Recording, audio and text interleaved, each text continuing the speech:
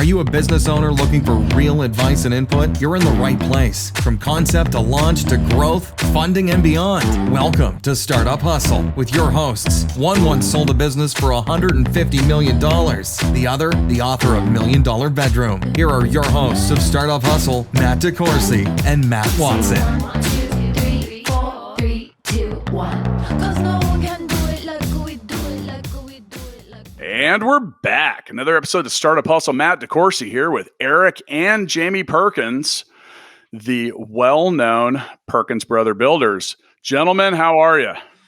Doing great, Matt. Thanks for having us. Hey, glad to be here, buddy. And that was Erik and then Jaime.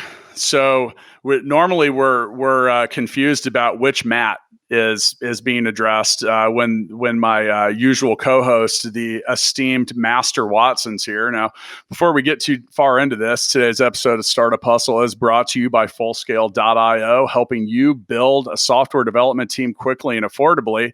And with that, we're going to talk about building something completely different than software today. We're going to finally get around to talking about construction startups. And I don't think I could probably have two better people than the Perkins brothers. Now, you guys know I love it when you're interactive, so I want you to go to Perkins Custom Homes. But what I really want you to do is go find these guys on YouTube so you can join the 120,000 subscribers that their channel has, where they taught me how to use a speed square and finally removed that mystery. I will tell you, I had multiple facepalm moments and I realized that I am better off doing what I do now than building homes. So once again, Erik and Jaime Perkins. So gentlemen, let's talk about building stuff, and then we'll talk about some other things. But so what's the backstory?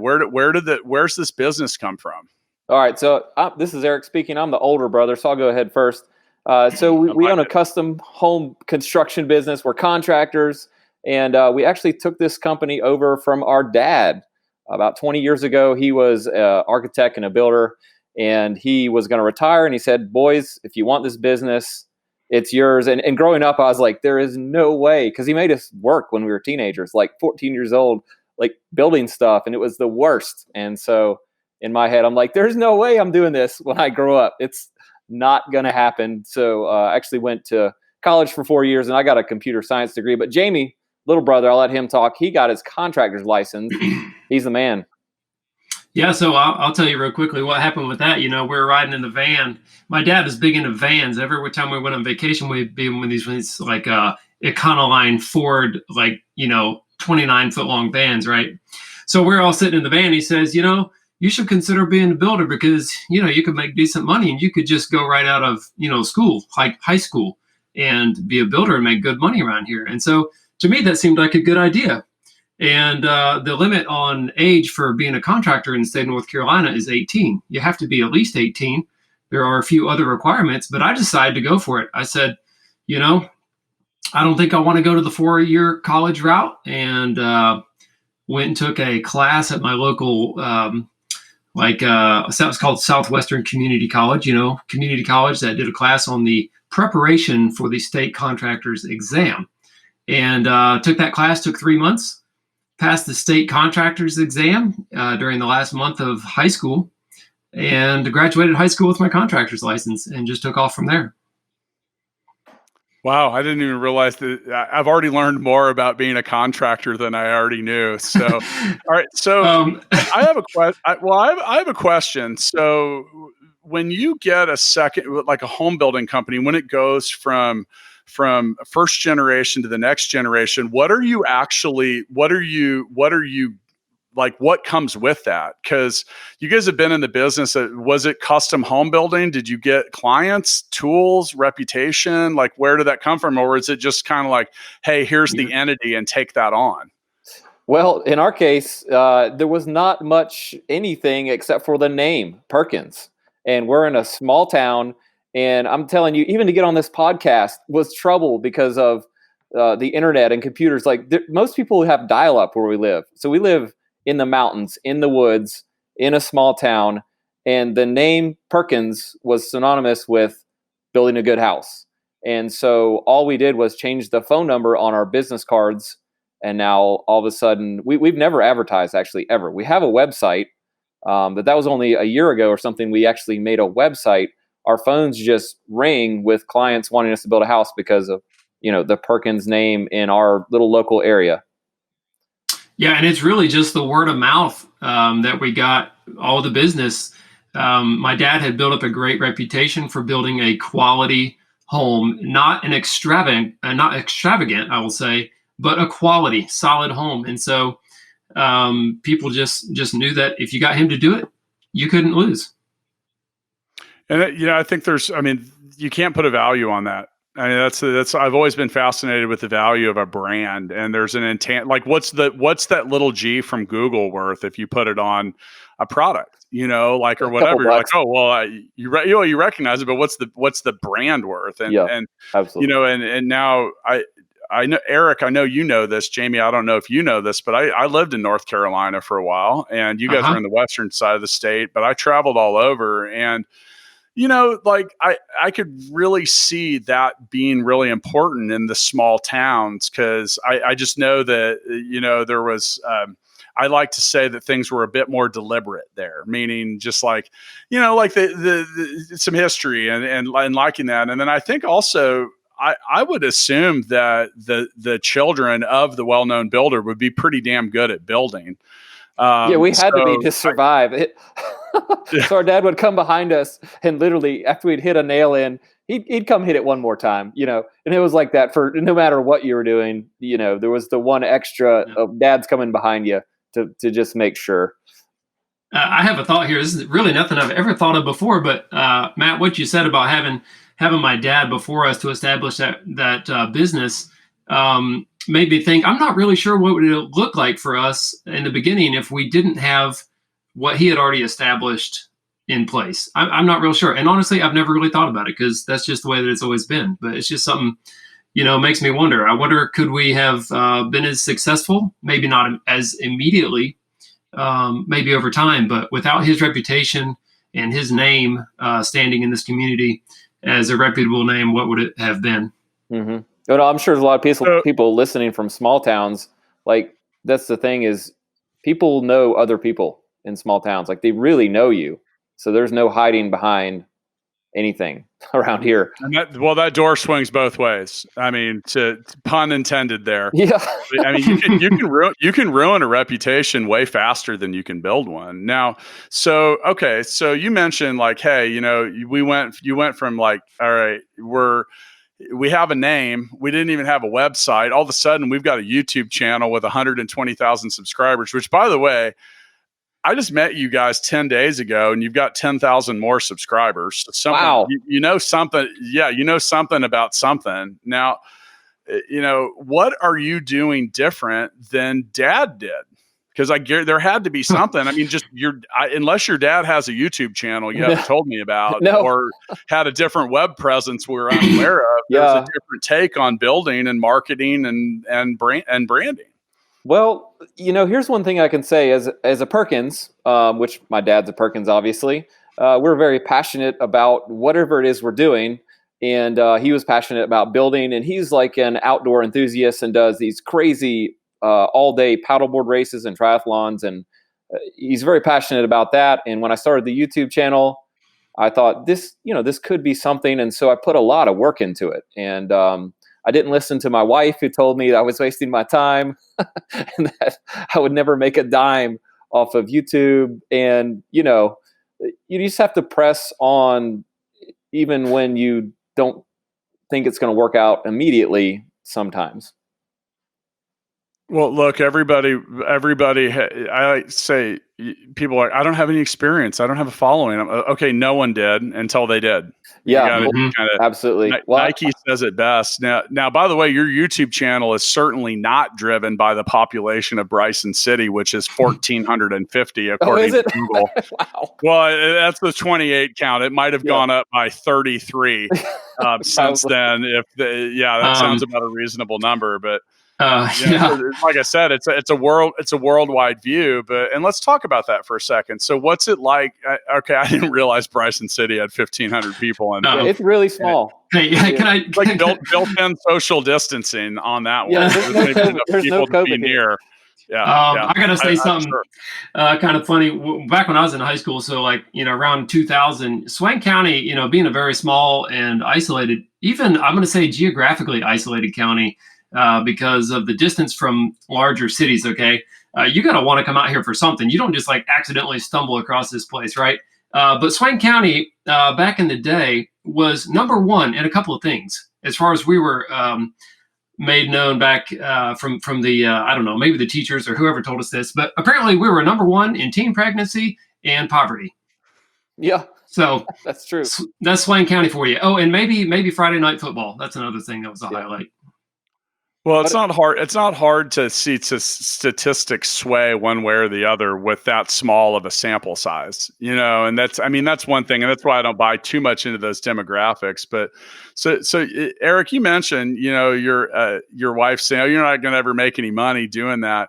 That I've learned that the more people tell me that I'm crazy or that I won't make money, either somehow it just drives my need to actually get it done, or it's a signal flare that I might actually be onto something. It's complete reverse logic, but I think a lot of people are going to be fascinated with that. So let's talk about the YouTube channel for a second. Like, what made you want to start it, and how did you go about doing that?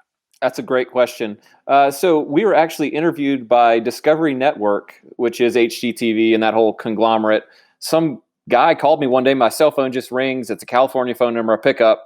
It's HGTV, and they want to interview us to have our own HGTV show about building houses, two brothers building custom homes. So we actually never had the idea before that. We had a Hollywood type interview, and we did not get it. So we don't even know who got it. They wouldn't tell us. But, we were kind of bummed. We told our friends and our wives, like, wow, we might be on HGTV.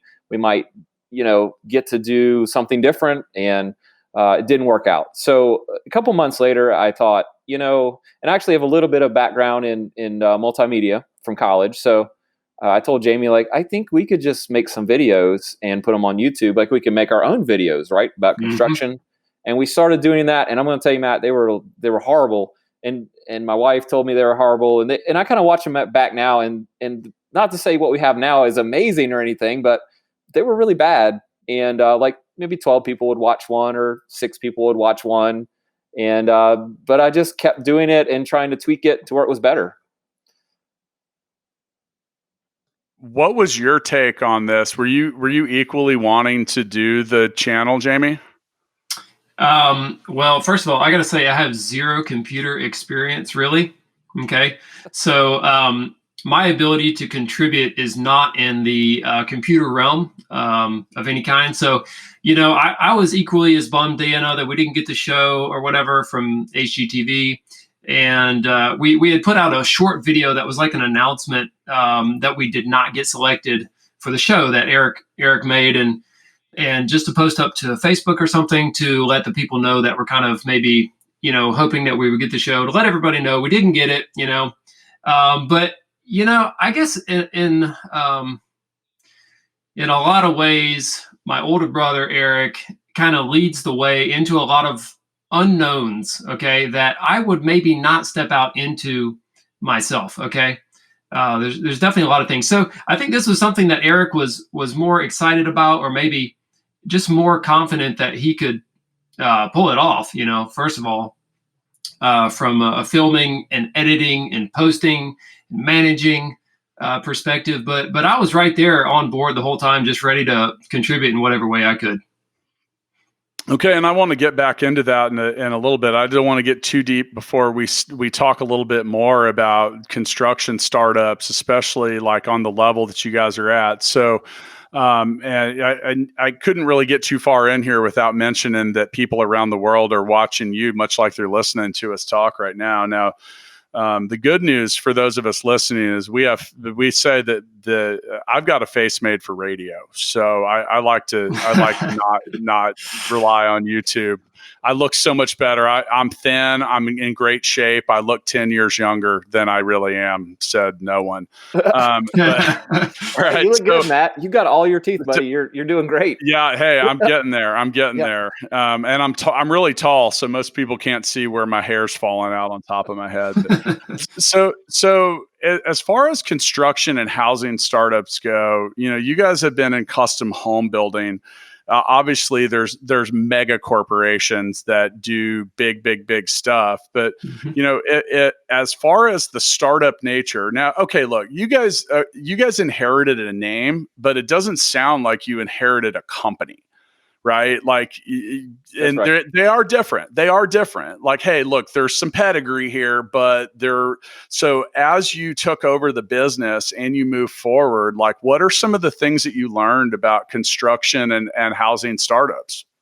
Well, first off, you're correct. We inherited a name. We did not inherit any experienced employees, no machinery, tools, and assets. So assets, nothing, no money. Basically, when you're a custom home builder, people have to trust that you are going to do a good job for them and you're not going to cheat them, because there's a lot of people that have been cheated by contractors where, they take the money and run. And that's why people do go to bigger companies, for the fear of that. But really, people call us and tell us, we don't want a bigger company. We want somebody that's building the whole house with their eyes on it to make sure everything's happening the way they want it. That's where we get our clients. So, and by the way, you really did have you had a startup and a name. I mean, that's the whole thing that went with that. Now, so Jamie's graduating, he gets the contractor's license. That has to exist. Is there a large amount for home builders for like what you guys do?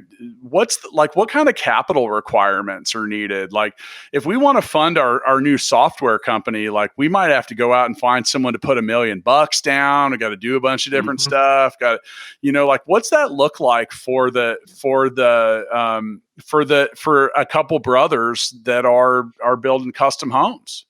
Well, I'll say this for getting a contractor's license, the capital amount is very low. The state requires a certain amount of cash on hand for the individual to have, and that does restrict some people from getting their license, even if they could pass the test. But passing the test is hard enough in itself. But, the way that my dad developed his business from basically nothing, the way he describes it to us, and the way that we could pass on advice to other people wanting to start business, is that you get something that's attainable. Start with something small that you can accomplish and make enough money to roll over into the next slightly larger thing, into the next slightly larger thing, and potentially doubling each time. And then you can begin to, have an amount of capital on hand that you could consider, well, maybe I could really do something that I want to do now with this, and invest into a property that you could buy and flip, or invest into a property that you want to convert into a rental, or different things like that. So I think it's just a matter of scaling in the beginning with small things and building up to something bigger. Eric, what's your take on some of that? Well, I think everything he said is true. We work on the schedule of banks. Usually, we've had a few cash clients, but mostly we get paid from banks, directly from a bank, and we get paid for work that we have accomplished. So we do have to float the beginning of many jobs with capital, whether it be credit cards. Even sometimes when you're a builder, you can get a credit card with a pretty high limit. And then also you have distributors like Lowe's, or we use Jennings Builder Supply, that also give you a really high credit limit, because they know you don't make any money until something's actually accomplished. They want you to buy their things, build a house, be their client. And so a lot of times you are floating a bit of the house to start with if you don't have the capital yourself. And so that's always a little scary, waiting on that first bank draw. And we like banks, but banks have it figured out. I'll tell you, they will pay you exactly the amount that you owe to all your building suppliers and your crew. And they have got this figured out to where you really cannot pay yourself as a contractor till the job is done. And that's probably smart, so that contractors finish the jobs.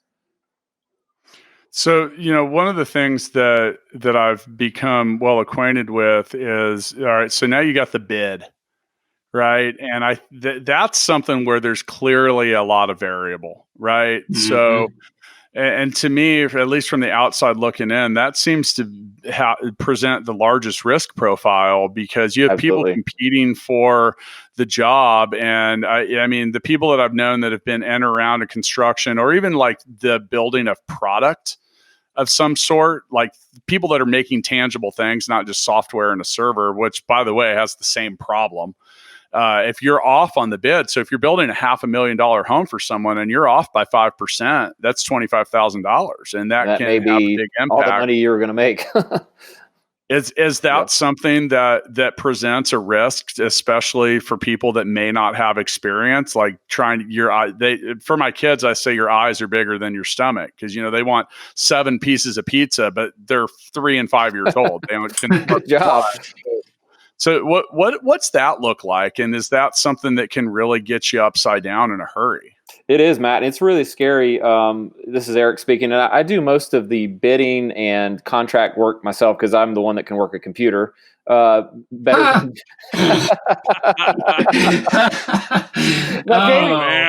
Jamie's the woodworking wizard, but don't even put him in front of a computer. I'm serious. So I do that. And the scariest moment of anything I do is not hanging off some scaffolding 30 foot in the air, trying to nail on the top piece of siding on some, mountainside home. It's hitting the send button on the email that says, here's what we'll build your house for. And there's been many nights where I'm sitting alone at midnight in front of this very computer I'm sitting in front of now. And I'm like, I need to get a beer, and drink it and think for a second. And then I do that. And I'm like, I'm still not ready. Did I miss something? I might've missed something. And I go back over the numbers 5 more times. And at some point you just have to say, I think this is it, and hit send. And then you're like, I hope that was it. Now I put a lot of work into figuring out before that moment, but still there's that scary moment where, you're talking hundreds and hundreds of thousands of dollars. So if you are off, you could be in really big trouble. Hey, Erik, I was just thinking maybe you should tell Matt and the listeners the way that we do our contracts, or at least the type of contract pricing that we do, to make it a little more clear about the risk involved for us. Yeah. And if we got a second, Matt, so we do a fixed price. Which is, please. This is the business. And the cash flow part of it. This is how you figure out how to do it. So you can do it cost plus, where you charge the client a percentage of the total cost of the house. And that's maybe safer in a way. But it's a lot more work to keep track of every shred of receipt and explain every purchase to the client in a way that we had to buy this. The way we do it is a fixed price, and this is the cost of your house for these exact plans and this exact spec sheet with allowances, and that's just items we don't know what it is yet. So like cabinets, we might not know exactly the cabinets you want, but we're going to say you have $15,000 to spend on your cabinets. If you want to spend more, fine, we'll charge it to you. If you want to spend less, fine, we'll give you the money back. So there are areas where if we don't know exactly what it is, to avoid risk and expedite getting the project going, we just have those numbers in place as a placeholder for those items. Yeah, I have a good friend who works for a large construction company. His job is to be the guy that approves the bid. And he does, his parent category is between the $10 and $20 million bid range. And wow. So he used to live across the street from me. He helped me do some work in my kitchen, and he came over and literally on basically the back of his hand wrote down all the parts I needed and everything. And he was off by he was mad at himself because he was off by $1 when we went to Lowe's. And it was I don't know, man. It didn't even seem like a big deal. He's like, God, my variance was way off. And I was like, dude, you're off by $1. That guy's probably a wizard, really. He really is. He's got a master's degree in it. He's really good at it. And I told him, because I think we spent $100. He's like, dude, if I'm off 1% on a $20 million building, we're screwed. But I was just fascinated by the fact that he knew how much a screw costs. Like a screw. Or whatever, a little clamp to hold a pipe to a wall. You have to know how much stuff costs, a lot of different items. We keep track of it in spreadsheets, but also in our head because it fluctuates. all the time. A sheet of plywood might cost $8 today, and it might cost $14 next week. And so there is a risk, and we build a small buffer in, and that's always a smart thing I'm going to say to anybody listening. If you're looking to be a contractor and you price jobs, and actually I have a video about this specific thing, that if you don't put a little bit of buffer in on a fixed price, you're always going to lose money. Yeah, we always spend the buffer. The buffer is always spent. It's never profit. It's not padding. It's not profit. It's not whatever people want to call that think you're just getting charged extra for something for us to pocket. Man, that money goes into the project every time, and usually a little bit more. I've mentioned this several times in past episodes. So, part of what I end up doing with different people or even companies we've invested in or done different stuff with is modeling out their business. And there's a pretty exact science to that. I would imagine it's similar to bidding out a home, but I always put a line in there that just says, "Oh shit." And people look at that, they're like, "What's this oh shit line?" I said, "That's there for all the times you're going to say, oh shit, we didn't think of that. We didn't consider that. We didn't know that." Because go into this unknown, it's like, you don't know if there's a hidden boulder under that property that you're going to have to blow up. Well, yeah. That's why I put that in there. Cause I think I've learned that if you spend enough time around me, you're going to hear me yell, "It's always something." Like that's kind of like turning into my dad line, because there is always something. And speaking of something, I would imagine that your greatest cost outside of the materials is labor, right? Absolutely. So how do you have any idea how much labor it's going to take to do stuff? Is that all? I mean, because I know you can get pretty exact with material, but I would think that would have a huge variance. Eric, I'll take this just quickly. It can vary drastically. There are so many different conditions that can be different from job to job, including how far up the mountain is this thing? How much time am I going to be paying my guys when they're basically on the clock, but they're driving up and down this mountain and I'm paying them for that time? But what we used to do on smaller jobs is we would actually write down day one, this is what we can accomplish. And we would say, all right, dig the footings. Day 2, pour the footings. Day 3, lay 3 courses of block. Day 4, another 3 courses up through the basement. Day 5, build the framing for the floor system. Day 6, plywood the subfloor on that floor. And we would go through the entire building process, literally day by day, marking it out on a calendar and putting in a few extra days, considering rain days. And then we would, figure out how many hours of labor per, man hour that we have and all that. And we would literally come up with what we thought was a very precise amount of labor that it would take. And then, you got to decide, okay, how much of a buffer or how much of a, how conservative do we need to be in this estimate? Because, you take the risk in a fixed price of, if you just charge too much, they're going to walk away. Okay.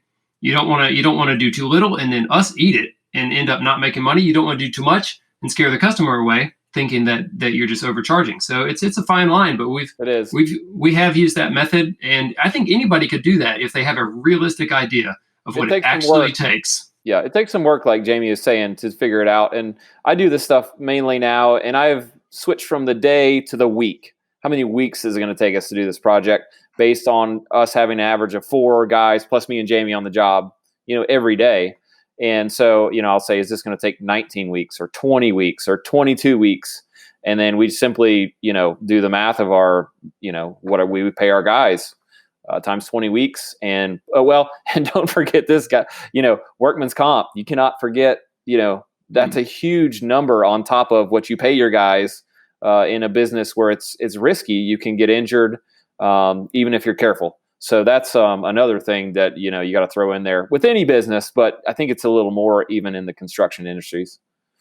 I mentioned the oh shit line. So like one of the things, and I've seen so many business plans at this point, and not mine, just mine or others, is, for example, like if people that don't have experience don't understand that employers pay taxes in addition to the taxes that employees pay. And you talk about workman's comp and other stuff, and it's commonly referred to as a burden rate because it's a burden. That's a good name. I've not heard that one. Well, no, that's the real term. So like, for example, like whenever we take labor, we put 20% on top of it for our domestic employees. And then so I have 180 employees that are in the Philippines too. So I get to learn how this works in 2 different countries, which It's never. It's always. People are like, what's it like to have own a company in the Philippines? I'm like, it's the same, but different, but there's things that you mentioned, like, so that burden rate I mentioned, think about that. We estimate 20%. So that's payroll taxes, that's unemployment, like workman's comp type stuff, 401k, health insurance, that kind of stuff. And so you better off to estimate high on that. And so if you don't think about that, and I'm telling you, we get people that show up and they want to build an app. And they haven't given any budgeting or modeling to the fact that Apple will take 30% of your money.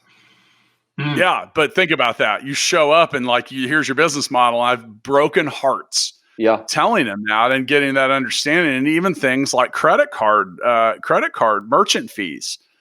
Visa takes 2 to 3% of every single transaction. And that might not sound like a whole lot, but when they charge 35 cents per transaction and you're collecting a $7 a month subscription, suddenly that is a sizable portion of your revenue. Yeah. And, you can it gets backwards in a hurry. So now with that, is there a fail somewhere in here that you'll never forget when it came to a bid or a build or something? Tell us where the fabulous Perkins brothers have learned a lesson. I'll tell you, there's plenty. I mean, it's not a fail. I mean, we've been doing this since we were like teenagers. So you can imagine, maybe Jamie can take this. I don't know. I mean, there's plenty. I don't even know which one to go with. I mean, you can overspend in so many ways. I think, I don't know. There's so many different types of fails we could describe, but as financially, you could say, at the end of the job, the realization that you didn't make as much money as you thought, that I kind of call that a fail. But, we worked for a long time, months at a time on a particular project. And then at the end, we may not know exactly how much we will make at the end of a job. We may have an idea. And then when you find out that amount is only half of what you thought, and you realize you still got bills coming in after that job is done. You've already started your next job. You've already paid yourself for that job. And then you get a bill for $5,000 from one of the suppliers that you forgot that you didn't pay during the period of that job. And guess what? That $5,000 just came out of your potential profit on the next job that you started. And that stings a little bit. Absolutely. Welcome to entrepreneurship, everyone. And I'll say that the worst one of the worst fails was when we scaled up from just Jamie and myself and maybe one guy here and there. And we were getting so many jobs and so many calls to do work. We said we should really scale up our crew. Let's get 4 or 5 or 6 guys all working at once. Let's blow these things out and do better. And so we did that for like a year and a couple months. And then it was time to get audited for our workman's comp. And like usual, they did our audit with our accountant. It was no big deal. So we thought. And then I got a letter in the mail saying, you owe $24,000 to your workman's comp insurance. And that's payable immediately or we're shutting you down. And that was one of the worst phone calls. And we're talking, I'm in my mid-20s. We have no money. I mean, all the money we make, we spend on trying to buy ourselves homes and vehicles and the things we needed to live. We have no money saved. I had to pick up the phone, call Jamie. Hey, do you have $12,000? Because we're both going to have $12,000 we owe immediately back. And it really was like, wow, we scaled up, but how did we make any more money after having to pay this workman's comp? And what it was is they just didn't do the normal quarterly estimate. They waited a whole year. And that's what got us. So we've learned a lot. There's been so many other fails where we just didn't get paid at all at the end of a job. People, there's bad people out there that just, they had a plan from the start to not pay you. And there's been a lot of times where it was one of those dark nights at midnight, sitting awake thinking, man, I've worked for 6 months for nothing. Sounds like an oh shit line incident. On the I mean but here's the thing though. That's why you put that stuff in there. Like you need to just assume that some shit's going to go wrong, and the oh shit line is a valid thing. And then if you do better than that, then you're winning. Because if you're planning your business and it's that thin, if you know that, I mean, well, here's the thing: is you get behind that 8 ball, and then you get behind it, and that's a lot of people get themselves in trouble because they don't pay that $5,000 invoice. They don't do some other stuff. Next thing you know, it all balls up. Jamie, did you have a comment? I had one more story. I'm almost too embarrassed to tell it. Do you think I should, or do you have time for this? I do. I don't even know what it is, but I know you should tell. Well, we got all night. We'll talk until we run out of stuff that's interesting to talk about. However long that takes is however long our episode. You know how when some people say something really stupid they did, it makes you feel good about yourself. This may be one of those things that makes somebody else talking about me talking to my wife, or I think that was a different show. But this that one was time called every day for me. So when I first started like working full time for real with my dad, Eric was off at college, getting his degree, and that was a great idea. And I was working. I knew nothing about business. Okay, I was fresh out of high school. Made straight A's, by the way, did a great job in school, but, kind of teacher's pet kind of thing. But I like to say that maybe the teachers were my pets. I don't know what you call that though. But anyway, so I had no business experience, no business knowledge. My dad handed me the business checkbook and said, here, you do this from now on. And, I think that's something called like experience by immersion or something like that. I'm not real sure. So a couple of years went by. I thought I was doing okay. And then it occurred to me, now I know sounds so stupid, but this is what happened. I checked the bank statement and I realized the balance I had in the checkbook was way off from what the bank said I had. And it was in the wrong direction to the tune of about 10 grand. Okay. So a couple of years into building, I realized, man, there's 10 grand missing and I don't know where it went. And therefore I can't pay myself. So I went scrambling to the bank. I sat down with one of the nice ladies there that helped me to sift through about 5 years of bank statements. And I found about 10 items in that period of time that I simply had written a check and not recorded it in my register. And those items, added up to 10 grand. And it was gone, and I thought it was there, and it wasn't. And this is before online banking was really available. Yeah, that's absolutely. not uncommon. I mean, that's not uncommon. You get busy, and it's not uncommon at all. And another thing too. Hey, that makes me feel a little better. I wouldn't. I mean, but I bet you don't. I bet you didn't do it again. I learned my lesson. I really did. That's the main thing. And they I think as an entrepreneur. Well, as an entrepreneur, and that's where you kind of get dealt some tough blows here and there. And the question is are you going to do it again? I always have patience for people's errors until it's like the same one over and over and over. And then I just think you're not paying attention. Now, as a business grows, it typically needs more people. All you can do is all you can do. Now, my business, Full Scale, has grown really fast because there is a huge, and I mean a huge shortage of skilled workers when it comes to tech. There are over 400,000 unfillable programming jobs, IT-related jobs in the U.S. Like, we don't even have people that can do them. That's why we have employees in the Philippines, because as entrepreneurs and business owners, we have to figure out how, where, when. If businesses don't have the resources or the people, which are resources, that they need to grow, thrive, or if they're priced out of that market, they're gonna fail. Now, your industry has the exact same problem. Now, you guys grew up learning how to do this in most places, and I know people that in construction, I can't find welders, or I can't find whatever. Like, is that a challenge in a town of 1,400 people? And is that one of the things you have to figure out if you want to make your company even bigger? Yeah, Matt, that's a great question, Eric here.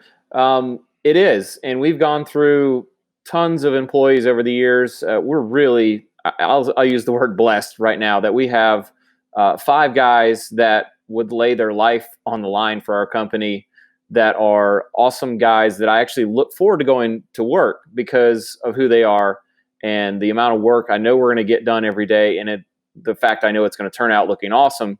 But yeah, I mean, to find someone who has a driver's license, A, has even a high school diploma, B, and is even interested in construction, C, if you have all 3 of those things, that's almost like a jackpot where we live, that, a lot of people will do construction as a last resort because, it's hard work. You're in the sun, you're in the rain, you're in the snow. And if you don't really love it, then you're just there for a paycheck. And that's not ever going to be a good thing. Well, Jamie, you mentioned graduating from high school prepared to be a contractor. That wasn't an option where I went to high school. That just wasn't, that wasn't a thing. And we wonder why we don't have people to do jobs. Well, neither was computer science. Now, the demand grossly outpaced the ability to hire people. But 2 years ago, the state of Kansas, where I'm at, the whole entire state had 300 computer science graduates. Ooh, for the whole state. Like, think about that. But it wasn't, people aren't trending to it. How do you think your industry fixes that? Do we have to get back to vocational training? Or, is it like, how are we going to get around this? Because it is a problem. That is a great question, and it is a major problem. Mike Rowe from the Dirty Jobs television show, and some of the other guys that teamed up from This Old House television show from UNC-TV have been really harping on this and trying to somehow promote the trades and I don't want to say convince young people that they should get into the trades, but really just expose it as a good option and that it can provide for them a good lifestyle if they will dedicate themselves to learn a trade. We have hired many people that have very little skill or very little, I should say, experience in the trades. And we found that it is too much trouble to train somebody from a zero experience level up to I'm going to just say, I'm not even going to put a number on it, but to a usable skill level. Okay, from zero to usable is almost impossible to happen on the job. And as an employer, to feel like you're paying that person to gain that experience is very difficult. So, and it's distracting. Highly. It is. It's distracting. It's discouraging. You can kind of get mad about it sometimes, get frustrated. So I don't know. I don't know how to instill a passion for any of these trades or any of these jobs into young people. But I'm very satisfied with the career path that I've chosen. And I wouldn't change it if I had the option. Now, when it comes to my kids, I have 3 kids that are very young. And, what am I going to encourage them to do? And I don't know. I think I'm going to tell them to follow whatever they become interested in, because I think the passion for what you do has really got to exist before you can put that effort into being very successful in anything. Mm-hmm. Yeah. We say that a lot, and so do a lot of our guests. And, especially when it comes to startup founders, like before we're going to make an investment, or really anyone is, the real question is the person in charge here, are the drivers passionate about solving the problem? Because if passion doesn't exist, you quit. You quit when it gets tough. You don't care. And you said something, as far as like training new people. Well, that's the issue, because I get a lot of people. So I'm known around here for having a bunch of employees that aren't in the U.S. And sometimes people that don't understand that, they're like, you're sending jobs away. I'm like, dude, there's so many of them we can't fill. That's not the issue. And then I've had other people like, all these STEM programs. I'm like, okay, first off, they were doing this overseas 30 years ago. Like when I tell our employees in the Philippines about the new STEM program at my kids' preschool, they laugh. They're like, we did that 30 years ago. And that's the thing, is that that's what's challenging about some of this, is because you don't get a level of agility when it comes to, because you can't speed experience past a certain point. So like a master craftsman, like there's only so many of them until the next, group of people that come in. And that's a real challenge for all industries. I think a lot of people don't understand, like, dude, I know a plumber that makes a 6-figure income doing real well. He taught me there's only 2 things you need to know about plumbing. And you guys can verify this. The first one is that shit flows downhill. Okay. The second one is that payday is on Friday. Yeah, I think he's got it figured out. Yeah, that's what my plumber says, actually. Made sense to me. Yeah, was that our plumber? Yeah, yeah, maybe. I think it may, or it's. But here's the thing: is and that's a challenge, because like as you guys want to grow your business, if you don't have the people to do it, it's a challenge, and that can be really tough. And it's also like, and that's where I think a lot of founders and entrepreneurs struggle, because you want to kind of build towards that next generation of people. And it's, you guys are on some levels, things like, I look at construction and carpentry and all that stuff, there's a knowledge transfer. You know, you guys learned from your dad, and I try to teach my kids, but if my daughter's really passionate, she wanted a lemonade stand when she was 3 years old, and I didn't put that in her head. She just wanted to do it. She seems passionate about it. She also wants to start a YouTube channel. Oh. I asked her why. She said it's because she wants to be rich and famous. Well, yeah.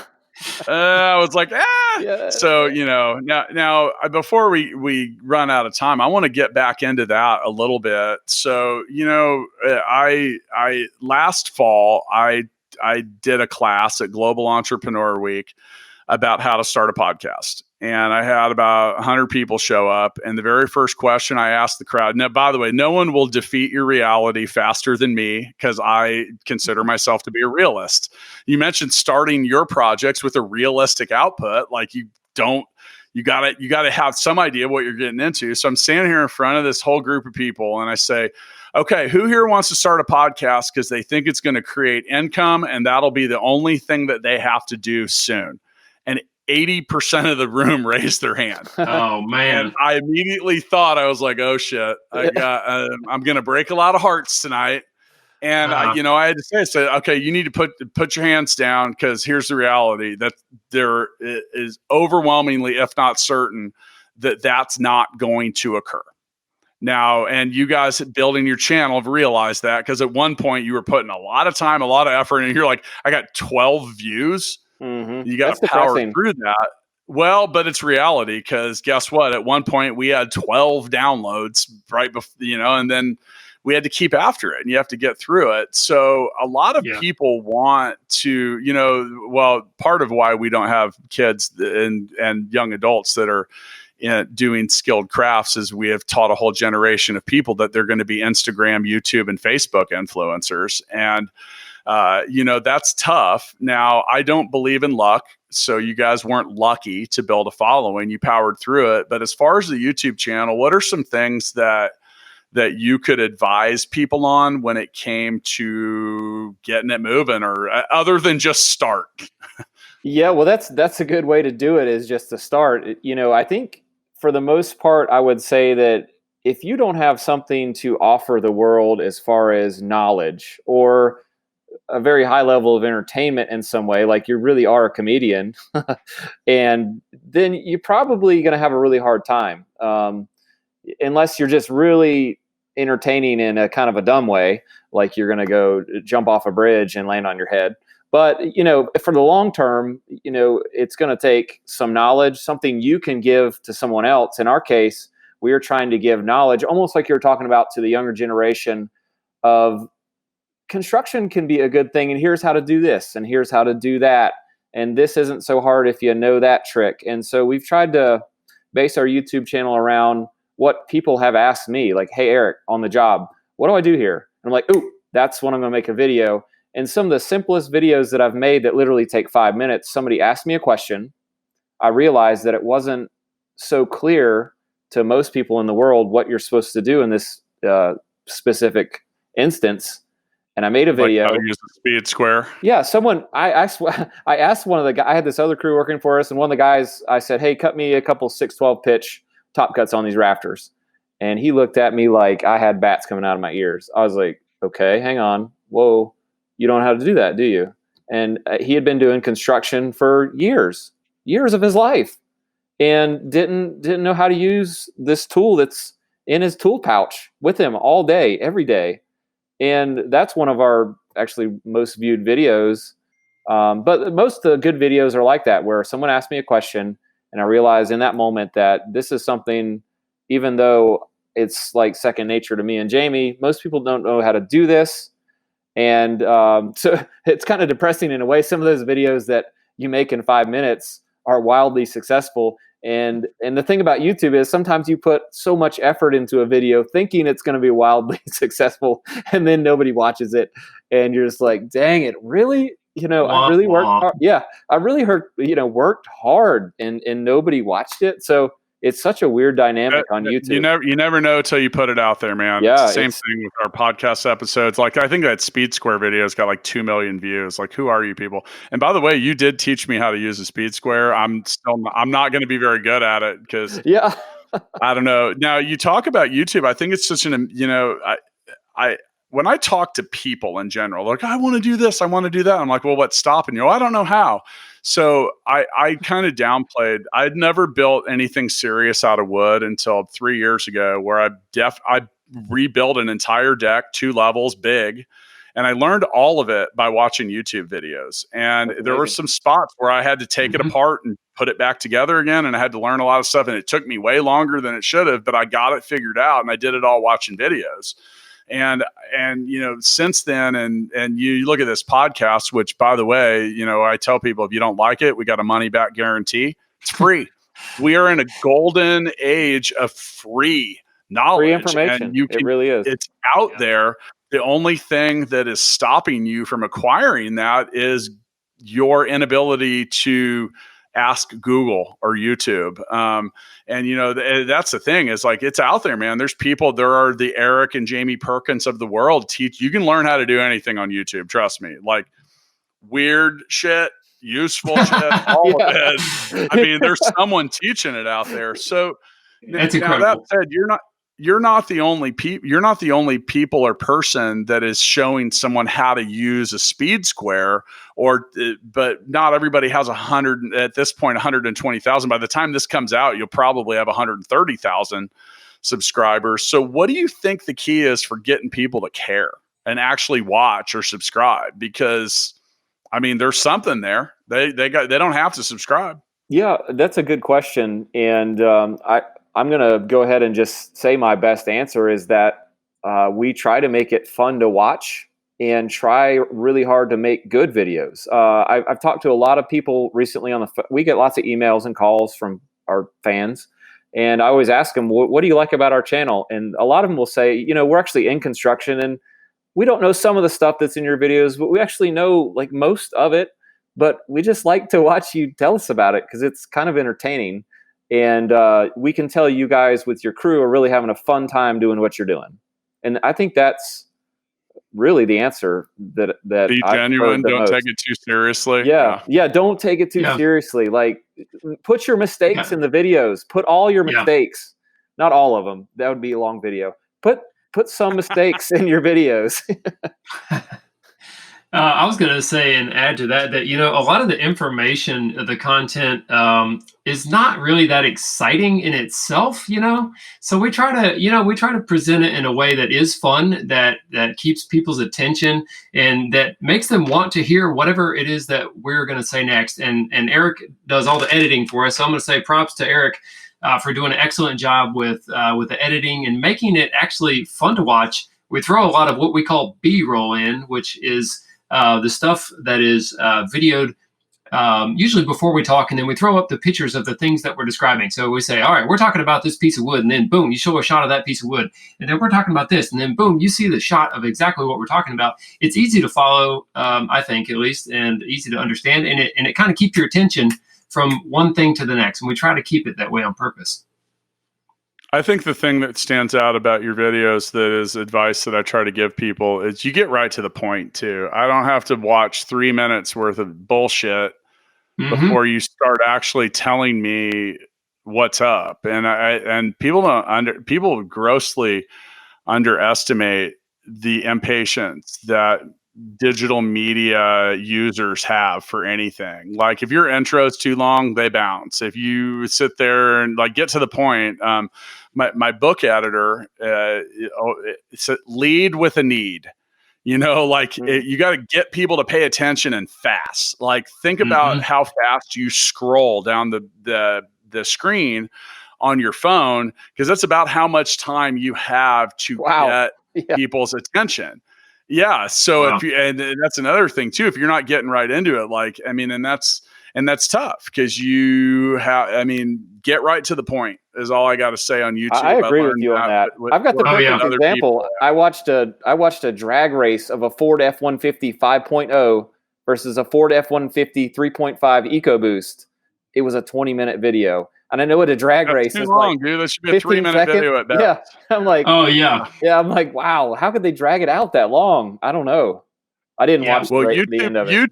YouTube did that to us a little bit when they put the 10-minute Right. floor on putting certain types of ads in, and they wanted Mm. people to have longer engagement in that regard. But and a lot of people don't know this, but if your YouTube video isn't 10 minutes long, you can only do certain types of ads. You can only do specific stuff, and so that's why you see so many things that feel stretched out. And I think that as far as I think you are spot on about getting people to watch. Like, dude, look, you can be in the video, but it doesn't need to be about you. Get right to the point. You have to teach someone something. You have to entertain them.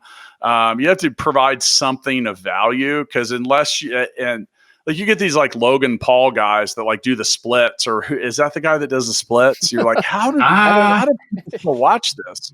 I don't know about that, but well, I talked to one guy with a when I was with JC Lopez of Urban Necessities at a convention, and this dude had 2.5 million YouTube subscribers, and all he did was this weird flex thing and like some other stuff. Crazy? I was like, my God. Yeah, I that's think the kind of thing that will make you depressed when you're a YouTuber. Yeah, the main thing that I think I've learned when it comes to whether it's podcast, social media, YouTube, any type of publication, is you have to have consistency and regularity, because you will be forgotten as quickly as they even knew who you were. yeah, And if just that, some people they'll publish 3 videos in a day, and then they won't do another one for like 3 weeks. And yeah, you need to keep in mind, when you have people subscribing, whether it's through a podcast, on following you on Instagram, any of that, they get most of those people get a push notification that says you've done something new. And if you're waiting 3 weeks, well, you don't look real serious, and there's a lot of competition. Putting I don't know, the internet's made the world pretty small. All right. So once again with us today, Erik and Jaime Perkins Brother Builders. Go down to the show notes, check out their channel, do some stuff. Now, I'm just happy I've got 3 people here, because we're going to play Mixtape. And I'm going to make up a card, but normally I have some different cards to choose from. So Mixtape the Game, go to mixtapethegame.com. You can download the app on iOS or Android. I'm going to read a scenario, and we are all going to pick a song that comes to mind. And then we will vote for who the winner is. You cannot vote for yourself. And like I said, I'm going to invent a mixtape card. The song that plays in your head right after you hit your thumb with a hammer. oh man. All right, my song is "Praise the Lord, Praise the Lord, Oh My Soul." That's the one I sing. I can't say that comes to mind immediately, but gives you the option to sing it if you'd like, but I won't require it. So. Praise the Lord, oh my soul. Oh gosh. Yeah. You might win just for that. Yeah. Erik, you have a submission. Mine is just any opera song where you would just do this long belt until you just throw up at the end, because that's usually what happens. You'll scream and then it hurts so bad you throw up. So yeah, just like a and then throw up. I'm gonna go with whatever that Limp Bizkit song is, where it's one of those days where you don't want to wake up. I don't know, man. I couldn't really come up. I haven't hit my thumb with the hammer. I also want to say "Fuck You" by CeeLo Green, but that's been banned from play. Oh yeah.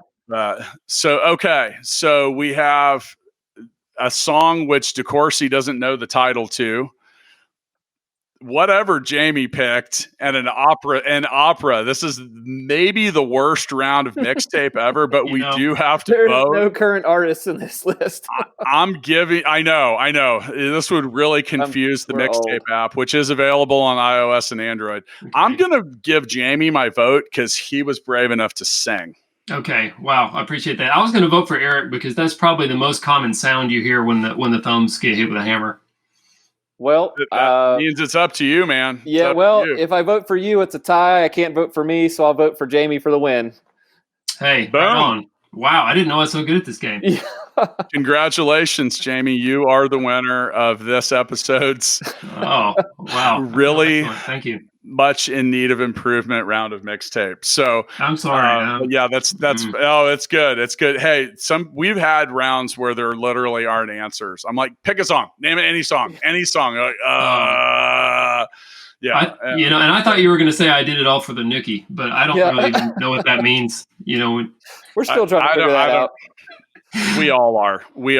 I was trying to think of something that had a bang in it, and I just couldn't even get that in. So who knows? It's a good thing we mark these episodes as explicit. So, but once again with us, Jaime and Erik Perkins of the Perkins Builder Brothers. Check them out on YouTube. Find them. You probably see these guys on cable TV in the not so distant future. So, guys, thanks for taking time to sit down and chat with us. I think we'll probably have you back later for a YouTube influencers related podcast or something. We had too much to talk about. Now, knowing that I now know how to use a speed square, I got to run. So I'll see you guys next time. All right. Thank you. Thanks for having us, Matt. Enjoyed it.